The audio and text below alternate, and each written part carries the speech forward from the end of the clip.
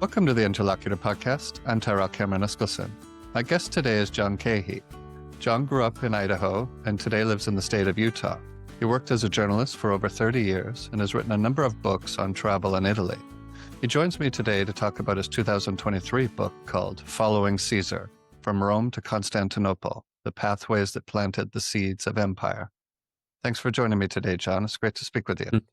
It's nice to be here. Thanks for inviting me.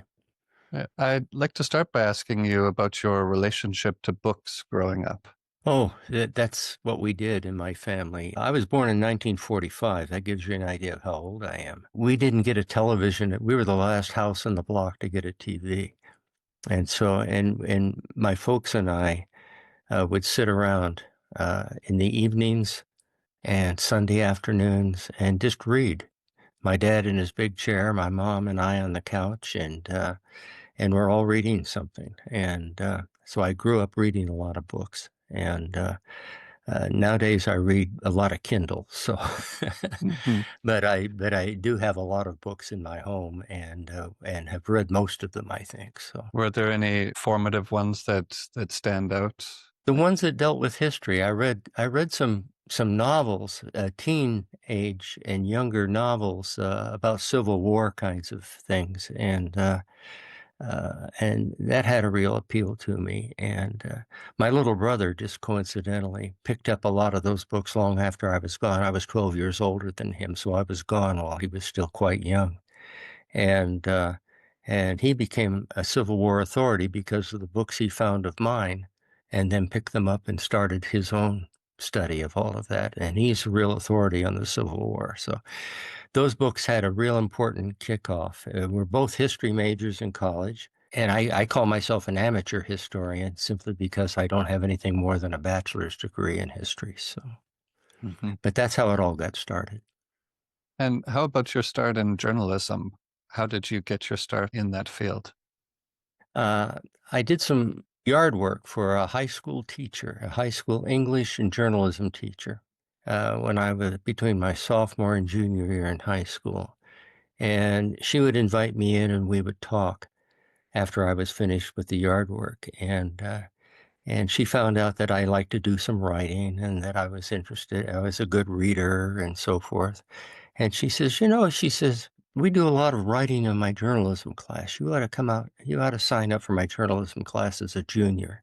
So I did, and that changed my life. I knew at age 16 exactly what I wanted to do for the rest of my life, and that was journalism.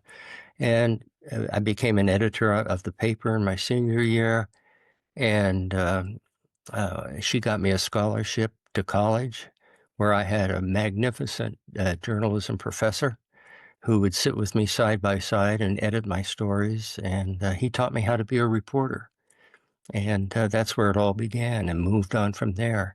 And I was in and around journalism for 45 years. So I've been around it a long time. I was in old style newsrooms, smoke-filled telephones ringing, people yelling, and now they're like insurance offices and everybody works from home almost. So it's a different world out there than it was during my time. What were your main interests in your reporting? I did everything. I was business editor for 3 years. I covered the Olympics bid movement in the late 90s or the mid 90s for the 2002 Winter Games, not as a sports writer, but as they tried to win the bid through political processes and so forth.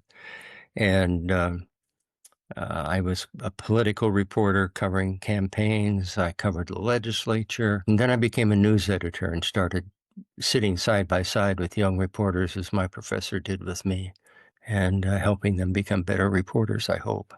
You've written a number of books about travel in Italy. I'd like to ask you to evoke your first impressions of visiting Sicily and what about it grabbed your attention and interest? Well, it was a very coincidental combination of events that led me to Sicily. That was my third book. My third and fifth book were both Sicily. And I first went there. I was in the Navy Reserve for 20 years. And one of my annual training duties for 2 weeks in 86, was to Sicily, to a naval base there, a U.S. naval base there, a NATO naval base called Sigonella. It's outside of Catania, Sicily. And I got sent there for 2 weeks of active duty. I mean, really tough duty, right? Go to Sicily for 2 weeks, all expenses paid. And I just fell in love with the place. We had a long weekend in between my 2 weeks. A friend of mine and I rented a car, and we were driving down along the coast to go to this little resort area on the south coast of Sicily, and a place called Shaka. And before we got to Shaka, we were coming up to Agrigento, where there's a lot of Greek ruins. And I didn't know anything about it then. And I remember the car coming over the hill, and all of a sudden I just stopped and looked up, and there were these Greek ruins lined up on this plateau. And it just knocked my socks off. The Greeks had more presence. There are more Greek ruins that are preserved in Italy than southern Italy and Sicily than there are in Greece, I think. And that just began a fascination with the place.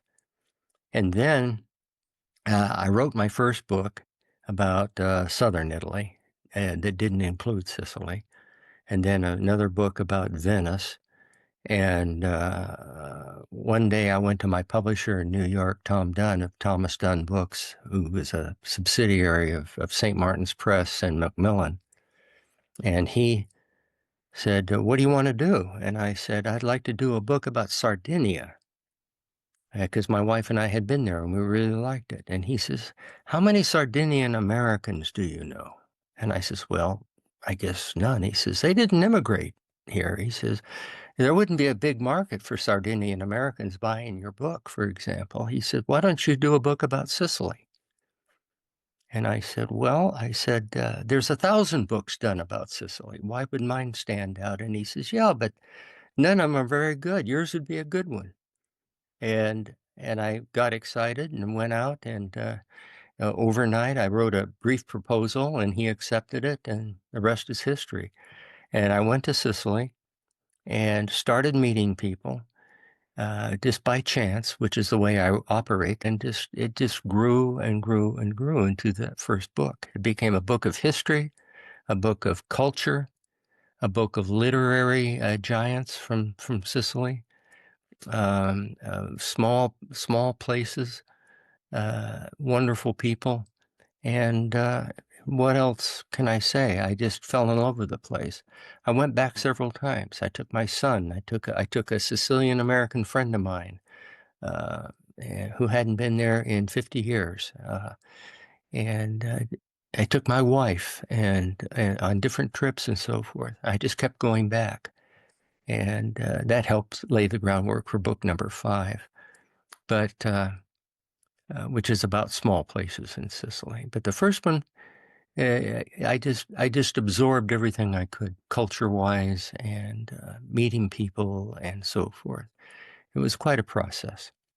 You touched on something there about what I like to call the optimism of the traveler, and that is that when you go to a foreign place, you're putting yourself somewhat at the mercy of the local people, and you're going to rely on their hospitality or their connections, maybe their openness to having a foreigner in their land. And something you wrote in the book following Caesar, it was your practice of asking for help, recommendations, and advice. It is quite a process, and it's my training and my experience over all these years of being a newspaper reporter, a journalist. Well, you're assigned to go out and cover a story. You just show up and you start asking people what's going on. And you go up to the officials and ordinary persons from the street and that kind of thing, and you say, "What did you see? What happened?" So forth and so on. And they tell you, and that's your story the next day. 6 o'clock in the morning, the newspaper's on your front porch, and there it is. And then you go back the next day and you do it all over again on another story. And so that's the only, I never, and this surprises people, I never have ever outlined a book. I was never good at outlining in college. I was never good at outlining as a newspaper reporter unless I was working on a really major piece, and I had an editor who insisted on me at least telling him what I'm going to do step by step. But going to Sicily and starting out with the first books about along the Ionian Sea, in southern Italy, I just go into a place, I get a room, and I say to the people, I'm here to do a book about XYZ. Do you know anybody who knows anything about that? And they almost always do. And they introduce me to their friend, their relative, their son, their daughter. And I go talk to them. And they'll say, let's go see this. And they'll put me in their car and they'll take me to a place, to a certain Roman ruin or that kind of thing. And this is exactly how Following Caesar developed as well. I knew where I was going to be a week from now. I knew where I was going to start out at, south of Rome, where the Via Appia comes out of Rome. And I knew I was going to start there. And I knew where I was going to be 4 or 5 days later. So I had an Airbnb all reserved, but I only reserved them like a week ahead of time. I didn't have them reserved for the whole trip, and I was there 3 months. And things would change. I would when I'd reserve an Airbnb, for example, I would call or text message to the owner, to the landlord, and I would say, I'm going to be working on a book about the Via Appia and Julius Caesar. And do you know anybody who knows about the Via Appia or Julius Caesar? And they always did. It's just amazing. And as I went following the Via Appia from Rome to Brindisi, and then across the Adriatic to Greece and North Macedonia and Turkey, I would always advance text who I was going to stay with and ask that question, and they would always know somebody. And that's how it all developed. And the book developed from those conversations and from seeing what those people showed me. And then I sit down to write, and I don't outline. I usually take it in progression, from point A to point B to point C. But I open up my notes each morning, and I look at the first sentence, and I write something down about that first sentence in my notes, and I can spend the rest of the day expanding on that first sentence and not even the rest of the notes below that first sentence. It's an amazing process that even confuses me. I have no idea how to describe it any better than I have. It's magic. The books just come out, and I don't know how long they're going to be. They always come out about 80,000 words or so. And when I'm done, I know I'm done. And then I write an afterword about the process. And I can't explain it any better than that. I don't know how Hemingway always said, write one true sentence. And I guess that's what I did, is I wrote one true sentence and it went from there. Not quite the quality of Hemingway, but yeah. When you're on the ground, what kind of notebooks or things do you use to record your observations? How do you keep track of everything? I can show you one. This one right here. You can see it. There are no notes in here, but it's usually the blocks. It's not the lines like that. But this is what I carry in my pocket. Mm-hmm. And then I have a bigger one, which I can't reach handily right now. I have a bigger one that goes in my coat pocket. It's my coat. My lightweight summer jacket is large enough to put that in there. And this is where I write addresses, phone numbers, people's names. And in the bigger one is where I take notes when I'm going through a ruin, interviewing somebody, just having a conversation over coffee with somebody. And and that kind of thing. And it just works out. Sometimes I will record a conversation, and if I do that, then I will sit at night in my room and I will transcribe that conversation. So I'll have that set of typewritten notes, laptop notes. Yeah. And that must be a great process too, of you're going through all that information again, and as you're writing it out, taking it in and reflecting on it a second time. Mm-hmm. Yeah, sometimes I need to expand what's not in my notes, but what my notes might trigger a thought. And then I go to the sources. I go to the books in the back, especially the Following Caesar book.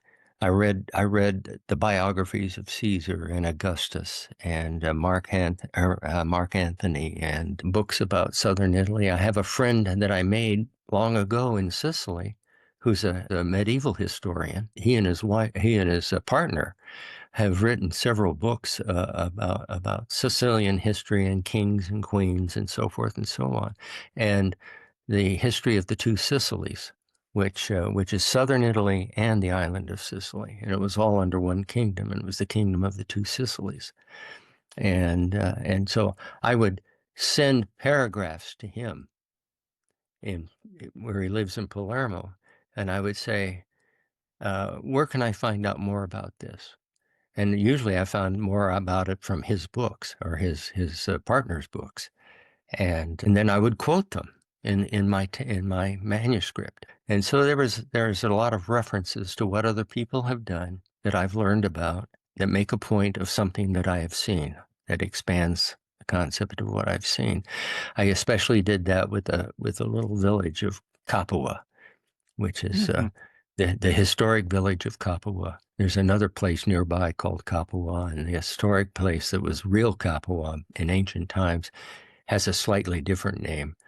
And but that's where the arena of Spartacus, the slave revolt leader, it was taking place. The great Colosseum, second largest Colosseum in Italy, is there, and so I relied on them to do further research, and it just grows from there. And you got to always give proper credit to the proper people. You never you never take anything and say, "Gee, that's interesting." I'm not going to say who said that. I want my readers to think I said that. You can't do that and have any kind of credibility with anybody. And he's a real historian, and he thinks I'm a real historian too, but I don't claim credit to that. I'm an amateur historian. One of the things I learned from your book, Following Caesar, was that the Via Appia has a relationship to something called the Samnite Wars. Could you say just a little of what the Samnite Wars were and what the relationship between that period of time and the start of the Via Appia was?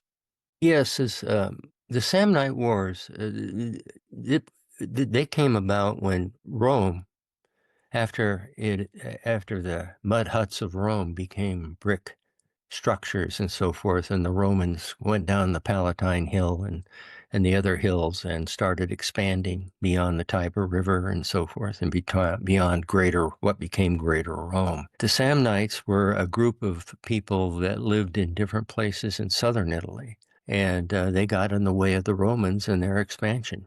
But the Samnites initially defeated the Romans handily, and the Romans, a couple of Roman leaders made the decision that, we've got to be able to move our army faster into these territories to take them to battle. And what we have to do is we have to build roads through these marshes and through these mountain passes. And that's when they started the Via Appia. It wasn't the very first road. The Via Latina was the first road out of Rome. And it sort of parallels a portion of the Via Appia to a degree, several miles away from it. But it did not gain the prominence that the Via Appia gained, the Queen of Roads. And so they were able to move armies and supplies. These were military roads, Via Appia, and they later became commercial roads, of course, during more peaceful times when the Romans really controlled everything. But they were primarily military roads, and ordinary citizens weren't allowed to use them. And eventually, over time, the Samnites gave way to the Romans. The Romans defeated them, and they became absorbed. They became Romans. They became absorbed into the Roman society and the culture and all of that type of thing. And, interestingly, as I point out in Following Caesar, a lot of folks in Rome at the time they were going to build the Via Appia said, yeah, but if we can use those roads to go to people, to fight them, they can use those roads to come and fight us. And one who tried to do that was Hannibal. He used major portions of the Via Appia to travel from here to there, and for 17 years gave the Romans fits. Eventually, they defeated him in southern Italy, but he thankfully did not go to the gates of Rome. He stopped short of doing that. And if he would have gone to the gates of Rome and defeated the Romans in Rome, we would have a whole different knowledge of Western history than we have today. Our Western world would be tremendously different. Was there anything special about Brindisi? Why was that the end point along the coast as opposed to anywhere else along the coast? Well, it's a major port, and it would give the Romans eventually. It took a couple hundred years to build the Via Appia out fully from Rome to Brindisi, but it's a major port, and for it gave the Romans access to the east.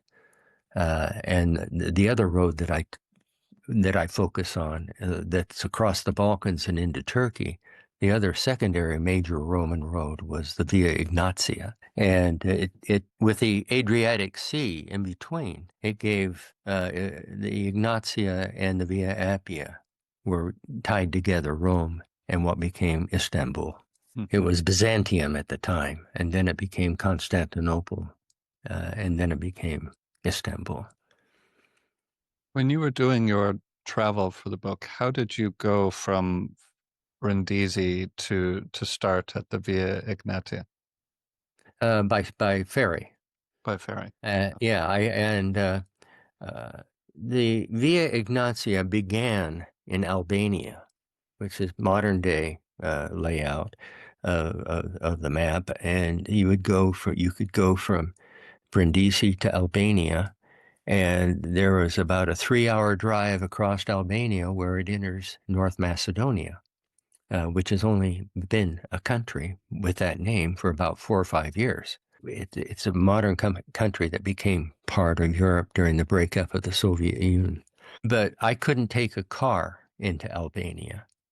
My rental car, I had a French rental car, and I couldn't take it into Albania. It wasn't allowed. You can't take a Hertz, for example, into Albania. You would have to, and so I decided I would go into Greece from Brindisi and then drive up through Greece north toward where the Via Appia comes out of North Macedonia. And I would have to, on that particular part of the trip, I would stay out of Albania and the Ignatia's part in Albania, even though it's fascinating and there's lots to see there. I would stay out of Albania for that part of the trip. And then I went on to Turkey through Greece, through the birthplace of Alexander the Great and then eventually get into Turkey, where a friend of mine who's a guide there spent 3 days with me, taking me to every place I needed to see. And I spent time in North Macedonia, which, by the way, is a wonderful place to visit. North Macedonia, just absolutely remarkable. A big, beautiful lake there. And the Via Ignatia goes around the lake, and it's a modern highway now, but it's through beautiful, beautiful apple-growing country. Some of the most beautiful fall trees I've ever seen in my life that far exceed, in my view, the northeastern part of the United States, which is famous for its foliage, fall foliage. Anyway, was that the place in the book where you described eating an apple and compared it to your childhood in Idaho? Yes. Yeah. Right. I've been told by readers, and I don't know how you felt about it, but I've been told by readers that gives real humanity when I mention those kinds of connections, a real humanity to some of the stories I tell. I grew up in apple country in Idaho, and it was just, I've never been able to eat modern day apples like I remember them being when I was a kid, or North Macedonia.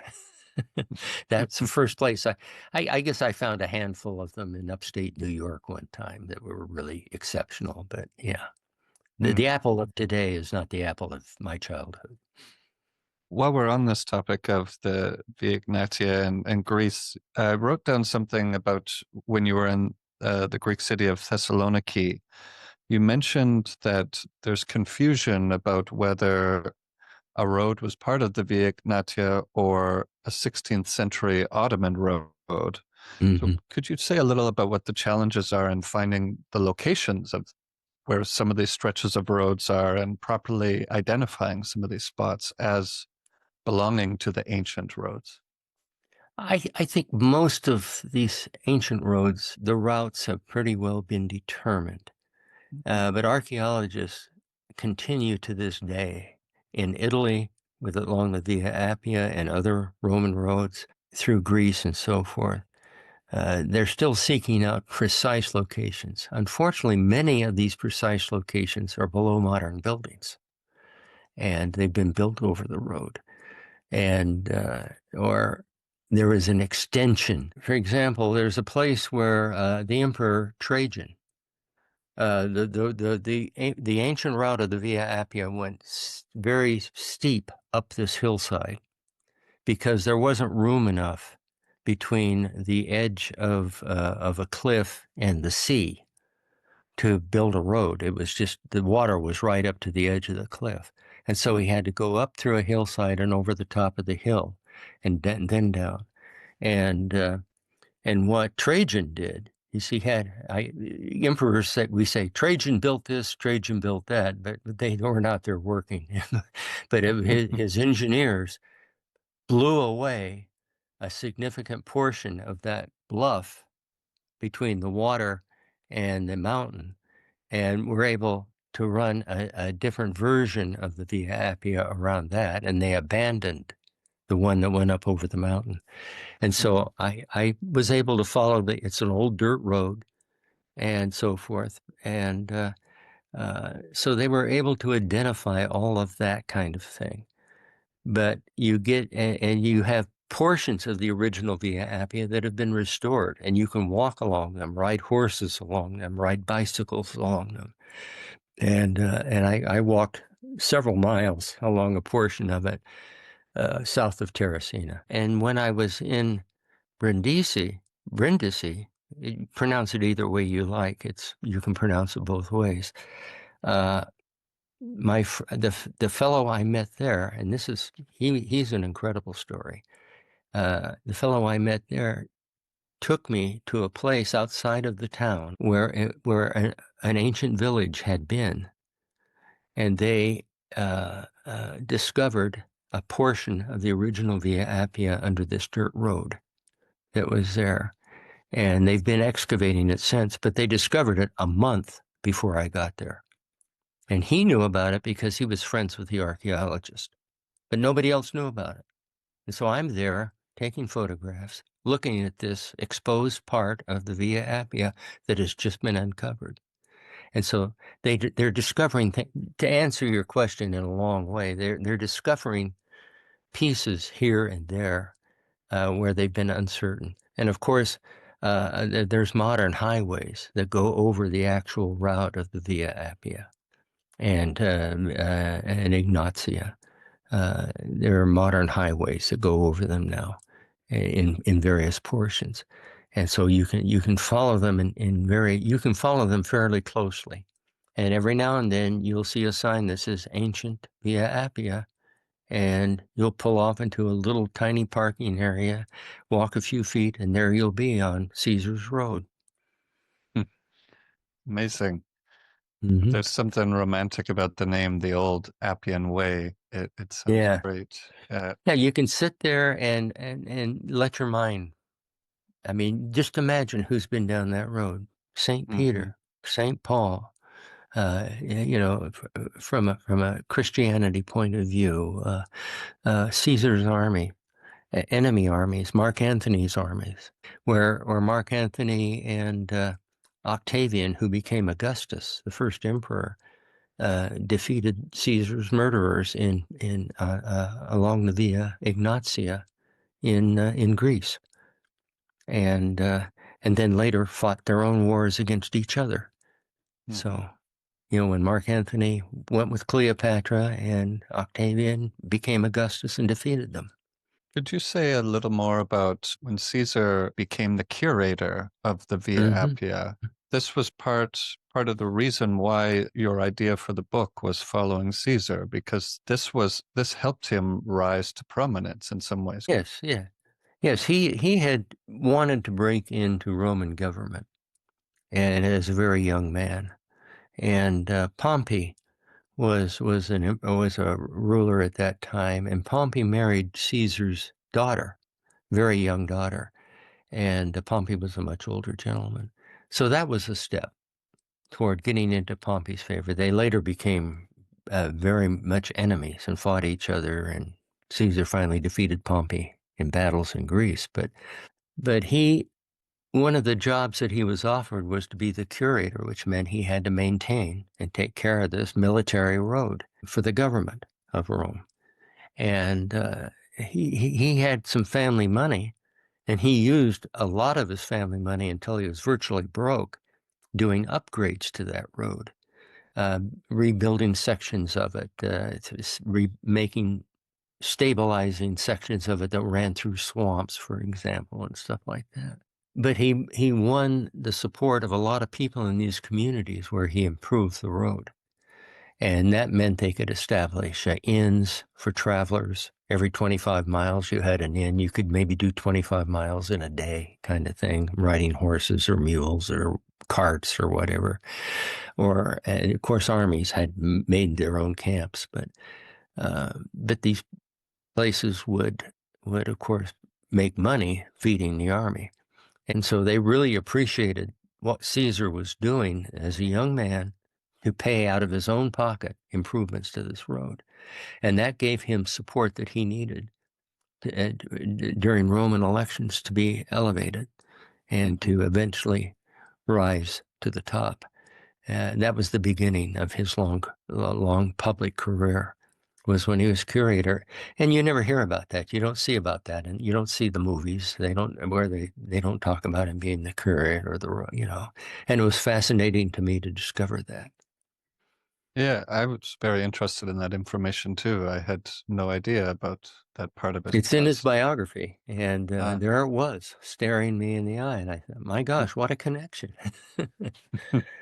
Did Caesar have any relationship with the Via Ignatia? Did he ever travel along it, or? Sure. He and Pompey fought their original war in south of the port city in what is today Albania. They both ended up there where the Via Ignatia starts, and that they had a battle there. Pompey had beaten Caesar out of Brindisi. Pompey got to Brindisi and then closed up the walls just before Caesar got there. And Caesar had to go around and he and Pompey and a whole bunch of the Roman Senate took ships and went across the Adriatic into what is today Albania, and because Caesar was going to take over Rome, and he was going to be a dictator, and that was one of the reasons he was eventually murdered, because they wanted to restore the republic and not have an empire. And Pompey had already beaten him out of Brindisi, so he's setting up south of the port city in what is today Albania, and Caesar eventually makes it across. He finds the ships and he brings his army across, and they fight this big, great battle right off the Via Ignatia. And Pompey defeats him. He defeats Caesar, and then leaves and heads into Greece. And Caesar recovers, rebuilds, and chases him into Greece, where he defeats Pompey. And then Pompey escapes, ends up in Egypt, where he's beheaded by the pharaoh, Cleopatra's younger brother, and And you see, I saw this in a film about Caesar. The young pharaoh presents Caesar with Pompey's head, and Caesar is just mortified because he had respect for Pompey, and he admired him to a large degree, even though they had fought each other and so forth. And he had Cleopatra's brother murdered because of it. Mm. And Cleopatra and Caesar got together. So there you have it. But yeah, they fought several battles, 2 or 3. It's a lot of skirmishes and 2 major battles. One which Caesar or Pompey won, and one which Caesar won, and that was the defining battle of the war, the Civil War. The revolt of Spartacus and his fellow gladiators, they fought against Roman armies in rebellion for a couple of years before finally succumbing to defeat. And they were crucified all along the Via Appia. 6,000 slaves were executed along 132 miles from Rome to Capua along the Via Appia. And when you figure that out, that's 1 every 17 feet. Wow. So must be quite the spectacle. Yes. I wonder how, Goodness. the Roman army, they had nothing else to do. The war was over. And so the Roman soldiers put the crosses up. Wow. Or maybe they weren't crosses. They were because Christianity wasn't an issue then. But I don't know if the crucifixion, could have been just on a big pole and nailed to a pole or that kind of thing. I don't know if they were necessarily crosses, but because Christians weren't around then. I want to ask one question before my last one about the Via Traiana. Yes, Trajan's Road. Trajan's Road. And so the Via Appia runs to a place called Benevento. Yes. And it continues on to Brindisi, but there's this big arch there, and there's a fork in the road or a split, and the Via Traiana goes a different way to Brindisi. What was the need for this road? The Via Appia went through hills south of Benevento all the way to Brindisi. It went south and south to Taranto and then east to Brindisi. And it was a rolling, it wasn't a smooth, level highway like people like to think Roman roads are. It did go through some pretty rough country, a lot of turns and curves to get around these hills. And Trajan, who was really a great emperor, I think, he built a lot of things, a lot of magnificent improvements to the Roman Empire.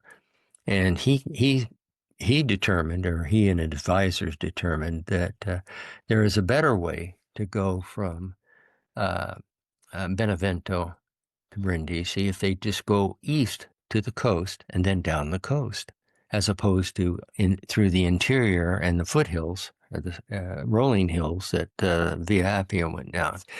And it would save a journey by cart, by horseback, whatever, of a day or 2. And so it was a quicker route, and it was a straighter, smoother route. And that's why Trajan had that road built. And this is, of course, during the empire in 117 AD. And that arch is where the Via Traiana, which was eventually named for him, diverted from the Via Appia in the heart of Benevento, the modern city of Benevento. And it's a beautiful, beautiful, wonderfully restored arch. One of the people that I used to sort of follow along this journey was the Roman poet Horace. And Horace, even though he went before the Via Traiana was built, he went in the time of Augustus and Mark Antony as part of a delegation to Brindisi and beyond for treaty talks between Antony and Octavian. He and his party diverted from the Via Appia and went east on little local roads, muddy tracks and stuff like that the Via Traiana eventually replaced and built over and improved. And so he followed that route of what became, a couple hundred years later, the Via Traiana.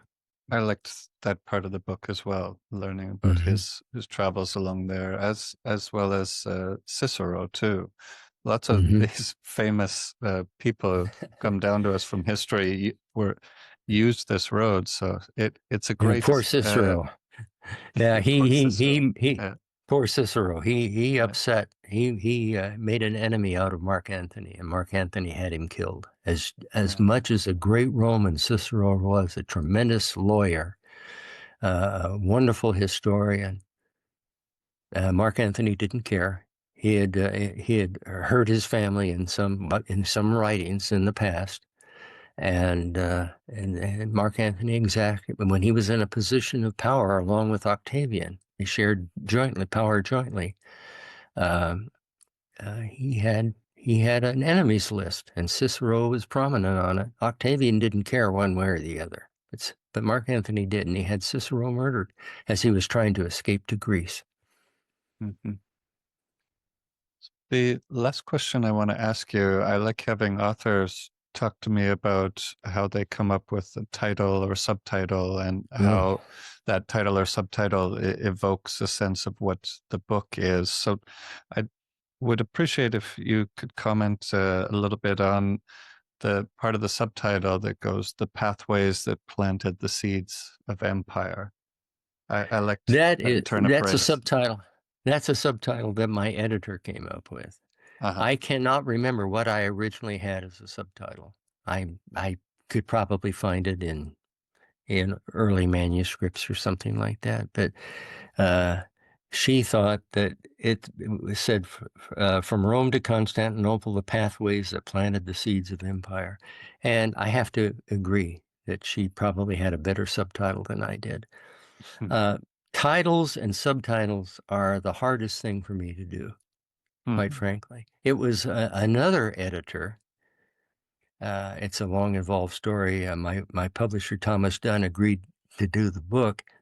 And then 2 weeks after we had a handshake that I would do the book, all of a sudden, Macmillan and St. Martin's Press shut down his imprint. And he forcing him to retire after 45 years, and laid off all of his people. But the editor he had, when we shook hands and agreed to do the book, which was then passed on to St. Martin's Press, his editor came up with the title "Following Caesar." I didn't come up with that, and I think it's excellent. Yeah. Well, the title "Following Caesar" immediately grabbed my attention. It did. This is a book about history and travel, and that's exactly the kind of book I like to read and the kind of book I like to talk about on this podcast. So I think it was a great fit. That's how these guys, these editors and these publishers sell books, is they grab you, and they've stood well by me. They've done me very well for all 6 books. I really appreciate the opportunity to talk to you today. Thank you very much for your time, and I thought it was a great book, and I enjoyed reading it. Well, thank you, and I appreciate the opportunity of meeting you.